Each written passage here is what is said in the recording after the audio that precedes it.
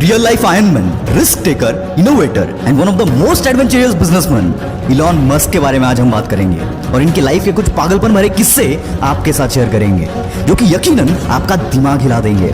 बस आखिरी लाइन तक सुनना, एक भी सेकंड आपका वेस्ट नहीं जाएगा। So let's start with the journey of world famous business personality Elon Musk. किसी भी नॉर्मल इंसान को कंप्यूटर प्रोग्रामिंग सीखने के लिए 6 महीने लगते हैं, पर इस बंदे में बचपन से ही कुछ खास बात थी। 9 साल की उम्र में जब इलॉन मस्क को अपना पहला कंप्यूटर मिला, उस वक्त कंप्यूटर के साथ प्रोग्रामिंग की एक बुक भी साथ में मिली थी और इस 9 साल के बच्चे ने बिना सोए 3 दिन में ही इस बुक को खत्म कर दिया और इस प्रोग्रामिंग नॉलेज को यूज करके 12 साल की उम्र में एक कॉम्पिटिटिव गेम डिजाइन करके एक वीडियो गेम कंपनी को बेच भी दिया। ऐसे ही कुछ अजीबोगरीब किस्सों से भरा है इलॉन मस्क का बचपन। कहते हैं इलॉन मस्क के पास फोटोग्राफिक मेमोरी है, यानी कि जो भी चीज वो एक बार देख ले उन्हें याद हो जाती है। ये बात तो आपने सुनी होगी कि इलॉन को स्कूल में काफी बुली किया जाता था, जिसकी वजह से इनका कोई दोस्त नहीं था और इसीलिए ये बंदा अपना ज्यादातर वक्त किताबें पढ़ने में गुजार देता था। इलॉन के भाई बताते हैं कि इलॉन 7-8 साल की उम्र से दिन के 15-15 घंटे पढ़ते थे। अभी आपको थोड़ा फनी लगेगा, पर ये एक्चुअल किस्सा है। बचपन में किसी से भी बात करते करते ये बंदा अपनी सोच में गुम हो जाता था। इसकी वजह से शुरुआत में इनके पेरेंट्स को लगा कि इलॉन ठीक से सुन नहीं पा रहे और इसीलिए इनके कान का ऑपरेशन भी करवाया गया, पर ऑपरेशन के बाद भी कुछ फर्क नहीं पड़ा और फिर उनको पता चला कि इनका फोकस लेवल इतना ज्यादा है कि अगर ये कुछ सोच रहे होते हैं तो उन्हें आसपास की आवाजें तक सुनाई नहीं देती। वैसे तो इलॉन बचपन से ही इनोवेटिव होने के साथ साथ बिजनेस माइंडेड भी थे, वरना कौन सा 12 साल का बच्चा खुद का प्रोडक्ट बनाकर कंपनीज को बेचने की सोचता है। 17 साल की उम्र में इलॉन पेंसिल्वेनिया यूनिवर्सिटी में एडमिशन लेकर कनाडा शिफ्ट हो गए और वहां उनके कुछ दोस्त भी बने। उनके क्लासमेट्स को वाइल्ड पार्टीज का बहुत शौक था, पर एज रेस्ट्रिक्शन के चलते वो पार्टीज को अटेंड नहीं कर पाते थे। इस पर इलॉन और उनके फ्रेंड ने मिलकर एक जुगाड़ लगाया। उन्होंने एक ऐसा घर रेंट पर कर लिया जहां पर वो वाइल्ड पार्टीज अरेंज कर सकते थे और पार्टी में पर पर्सन $5 की एंट्री फीस चार्ज करते थे। इससे इनकी पॉकेट मनी और रेंट दोनों निकल जाता था।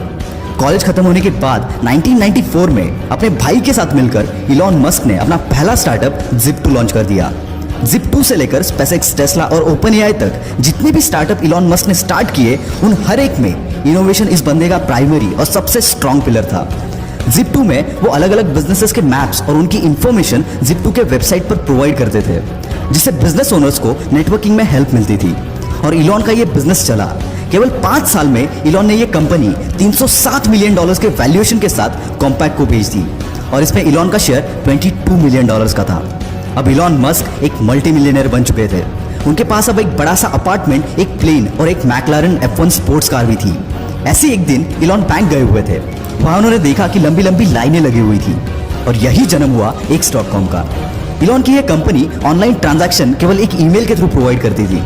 शुरुआत में तो लोग भरोसा करने के लिए कतराते थे, पर बाद में रैपिडली इनकी अच्छी खासी ग्रोथ हुई और आगे चलकर X.com पेपाल बनी।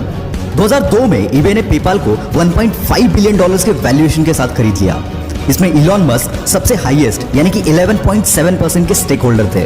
उसके बदले उन्हें $165 मिलियन मिले और पेपाल के इसी डील के बाद जन्म हुआ पेपाल माफिया का। मतलब ये कि इसमें जितने भी शेयर होल्डर्स थे, उन्होंने पेपाल बेचने के बाद खुद की बड़ी बड़ी कंपनीज बनाई, जिसमें यूट्यूब, लिंक्डइन, SpaceX, टेस्ला, कीवा जैसे बड़े बड़े ब्रांड शामिल हैं।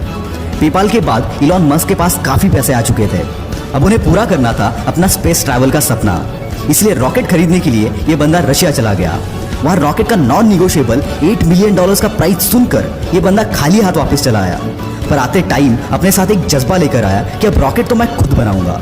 पर किसी भी चीज को जीरो से शुरू करना इतना आसान नहीं होता, कई बार हार का सामना भी करना पड़ता है। पर इस बंदे ने किताबें पढ़कर एक्सपेरिमेंट कर करके रॉकेट को बनाना चालू किया। साथ ही इलेक्ट्रिक कार बनाने वाली कंपनी टेस्ला में भी इन्वेस्ट किया, पर इतनी कोशिशों के बावजूद नाकामयाबी बंदे का पीछा छोड़ने को तैयार नहीं थी। एक के बाद एक रॉकेट्स के टेस्टिंग फेल हो रहे थे। यहाँ टेस्ला भी फंडिंग ना मिलने की वजह से डूबने के कगार पर थी। एक समय तो ऐसा भी आया जब इस बंदे के पास आखिरी $40 मिलियन बचे थे और दोनों भी कंपनीज डूबने की कगार पर थी। इनके सामने 2 ऑप्शन थे, SpaceX में सारा पैसा लगाकर टेस्ला को डूबने दो या फिर दोनों में आधा आधा पैसा लगाकर दोनों को डूबने दो। और ऐसी सिचुएशन में इस बंदे ने दूसरा रास्ता चुना और फॉर्चुनेटली इनका चौथा रॉकेट चल पड़ा और साथ ही साथ इनकी किस्मत भी। SpaceX की कामयाबी देखकर नासा ने इनको $1.5 बिलियन का कॉन्ट्रैक्ट दिया, जिसने इनकी डूबती नैया पार करा दी। SpaceX और टेस्ला के साथ साथ इलॉन मस्क की कई सारी कंपनीज हैं जो कि इनोवेटिव कंपनीज हैं।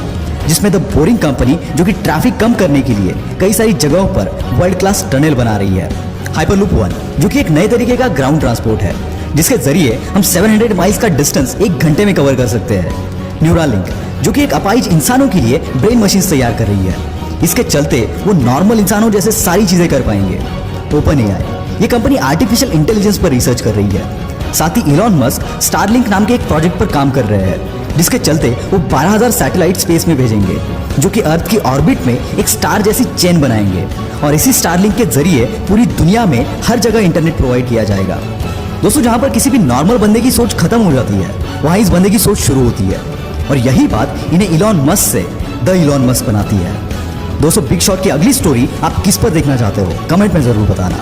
वीडियो में दम हो तो सब्सक्राइब करो और वीडियो को फैला दो यार।